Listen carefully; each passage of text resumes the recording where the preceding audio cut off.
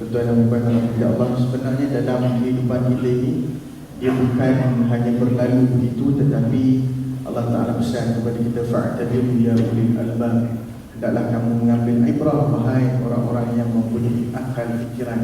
Apakah yang dimaksudkan dengan ulul albab? Bukan sekolah ulul albab ataupun apa-apa, tapi ulul albab ini iaitu orang yang pertama sekali dia melihat, nombor dua dia fikir tentang apa yang dia lihat. Bukan dia tengok saja kemudian dia tengok itu seumpama tak ada apa-apa. Jadi kita nak tahu dalam pemerhatian seorang Nabi SAW dalam peristiwa Isra' Mi'raj, sudah tentu dia ada ibrah sampingan. Dia bukan salat itu semata-mata, tapi dia ada ibrah sampingan. Kalau kita kata side ibrah, pengajaran sampingan. Macam tadi kita tengok macam mana boleh dikaitkan dengan bilang apa. Kita nak lihat mula apakah ibrah sampingan yang lain yang boleh kita ambil dan kutip dalam peristiwa yang disebutkan secara tarikhnya berlaku dalam bulan Rajab, iaitu peristiwa Isra' wal Mi'raj. Silakan.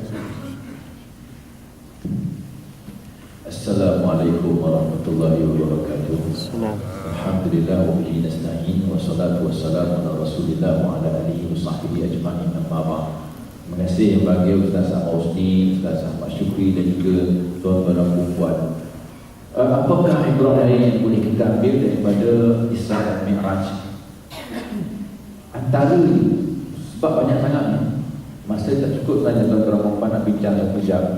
Antaranya ialah, kalau tuan-tuan lihat sebelum berlaku peristiwa Isra' Mi'raj, Nabi dan para sahabat memang telah dipulau selama 30 bulan oleh kaum musyrik Mekah. Diboikot, tidak boleh berurusan dengan Nabi dan para sahabat yang dah masuk Islam ketika itu. 30 bulan bukan masa yang sangat pendek, tuan-tuan. Orang tak tegur siapa 3 hari pun dah cukup dah kita rasa rimas. Ini kan 30 bulan. Dan gambarkan macam mana susah hidup Rasulullah sampai makan daun-daun kayu untuk hidup, sebab sudah habis bekalan makanan 30 bulan. Tidak boleh berurus niaga dengan Nabi dan para sahabat, tuan-tuan. Sebelum berlaku peristiwa Isra' Mi'raj, tuan-tuan, Nabi kehilangan 2 orang yang banyak membantu Nabi dalam dakwah.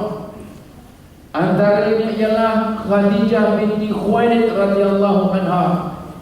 Antaranya yang kedua ialah Abu Talib yang banyak bantu dakwah Nabi, tuan-tuan. Dua-dua wafat dalam masa yang sangat dekat.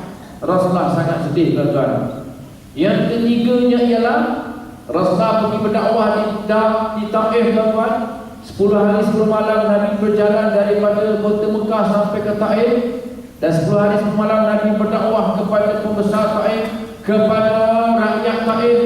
Tidak ada seorang pun masuk Islam, tuan-tuan. Malah dihalau pula, dibaling dengan batu, tuan-tuan. Nabi keluar pula daripada bumi Taif balik ke Mekah, tuan-tuan. Disekat pula oleh orang Arab. Musyrikin Mekah tidak boleh masuk. Tuan-tuan bayangkan macam mana Nabi mengalami kepuritan, kesusahan, kesedihan. Akhirnya satu malam yang sangat dekat dengan peristiwa ini, Rasulullah telah dipilih oleh Allah untuk bertemu dengannya. Tuan-tuan, naik sampai ke langit sana bertemu dengan Allah. Hilang segala kesedihan Rasulullah sallallahu alaihi wasallam setelah dipertontonkan dengan alam metafisik, tuan-tuan, yang memang tak dapat dilihat oleh mata kasar kita sekarang. Cuma dia akan berlaku pada hari akhirat nanti, tuan-tuan, dengan hukuman yang baik ataupun hukuman yang jahat. Baik dibalas baik, buruk dibalas buruk. Ibrah yang pertama, tuan-tuan dan puan, kita hidup ni sentiasa bergilir. Ada masa kita suka, ada masa kita duka. Ada masa kita gembira, ada masa kita sedih. Ada masa kita senang, ada masa kita susah. Senang tak ada masalah, gembira tak ada masalah, suka tak ada masalah. Tapi kalau duka bermasalah, sedih bermasalah, susah masalah. Ramai orang tension, ramai orang stres, ramai orang down. Kalau dijemput, tuan-tuan, ada masalah, tuan-tuan, mereka akan bunuh diri, tuan-tuan. Tidak jumpa macam mana selesaikan masalah. Sebab itu ibrah yang pertama tuan-tuan, hidup kita ni Allah akan uji. Hari ke hari, masa ke masa Tuhan akan uji kita. Daripada hidup bujang, Allah uji dengan ujian tertentu sampai kita ada suami ada isteri. Tuhan uji pula dengan suami dan isteri kita sampai kita ada anak-anak. Allah uji pula dengan ujian dengan anak-anak, ujian dengan harta benda, ujian dengan kawan-kawan, ujian dengan pangkat, ujian dengan masyarakat. Tuan-tuan, apa perlu buat? Kalau kita stres, kita menangis, kita sedih, tuan-tuan, tidak selesai masalah. Allah nak menggambarkan di sini tuan perempuan, Rasulnya sedih, macam mana nak buat? Carilah Allah, menghadaplah Allah, bertemulah Allah, mengadulah kepada Allah, bermunajatlah kepada Allah, cari masa yang sangat hebat, 1/3 malam yang terakhir, tuan-tuan. Sebab tu Isra' Mi'raj berlaku pada waktu malam. Lailan minal Masjidil Haram, bermula waktu malam dari Masjidil Haram ke Masjidil Aqsa. Dari waktu malam, tuan-tuan, 1/3 malam terakhir, ada hadis menyebut bahawa Allah Ta'ala turun ke langit dunia, bertanyakan kepada hamba-hambanya, siapa yang doa sekarang, aku nak kabulkan doanya. Siapa yang minta sekarang, aku nak berikan permintaan kepadanya. Siapa nak taubat sekarang, aku nak berikan taubat kepadanya. Allah sendiri cakap kita, tuan-tuan. Sebab itu, tuan-tuan, memang ada masalah, semua ada masalah. Yang penyakit dengan penyakitnya, tuan-tuan, mengadu pada Allah. Allah yang menurunkan penyakit, Allah yang menurunkan obat, tuan-tuan. Ada masalah dengan suami isteri, sila mengadu pada Allah. Ya Allah yang mampu, suamiku sekian-sekian perangainya, ya Allah. Kita pula, ya Allah aku isteriku sekian-sekian perangainya, ya Allah. Engkau lah yang membolak balikkan hati, ya Allah. Ubahkanlah, ya Allah. Berilah hidayah kepadanya, ya Allah. Pertunjuklah suamiku, ya Allah. Anak-anak kita masalah dan apa-apa, kembali kepada Allah, berhajat kepada Allah, cari penyelesaian. Hanya Allah boleh menyelesaikan masalah kita, tuan-tuan dan puan-puan. Satu ibrah. Yang kedua, tuan-puan, ibrahnya ialah sebelum Nabi Isra' Mi'raj, Nabi tadi dibedah oleh Jibril alaihissalam, tuan-tuan. Dimasukkan ilmu, dimasukkan hikmah, pasal dicuci hatinya. Tuan-tuan dan puan, nak mendekatkan diri kepada Allah, ibrahnya, iktibarnya ialah bersihkan hati dulu, tuan-tuan. Hati kita ni, ialah Allah Rabbi sawab, saya tak tahu hati tuan-tuan dan puan. Saya hanya tahu apa yang ada dalam hati saya, tuan-tuan.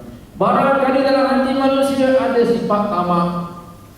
Bila tamak ada, tuan-tuan, dia tak kira hal haram dah. Aku nak, maka dia akan dapat cara rasuah. Dia akan tikam belakang, tuan-tuan. Dia akan jatuhkan orang, tuan-tuan. Datang pula sifat mazmumah bernama dengki, tuan-tuan. Tidak senang melihat orang lain kaya, tak senang melihat orang lain lebih baik daripada dia. Maka dia jumpa bohong, jumpa dukun, jumpa pawang, santau menyantau antara satu sama lain. Allahu Akbar. Orang macam ni jauh daripada Allah, tuan-tuan. Nak dekat dengan Allah, buang sifat-sifat mazmumah, tuan-tuan. Baik sangka dengan orang, buang sifat-sifat bakhil, kedekut, pintahi hidup masing, tuan-tuan. Allah al-wa'udah, kata Rasulullah, al-bukhlu. Seburuk-buruk penyakit ialah bakhil, susah nak infak hartanya kepada orang lain, tuan-tuan.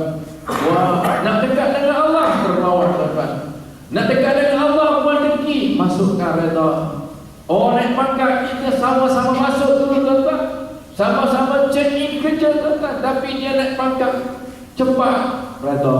Allah bagi dia pangkat yang cepat. Allah yang bagi, tuan-tuan.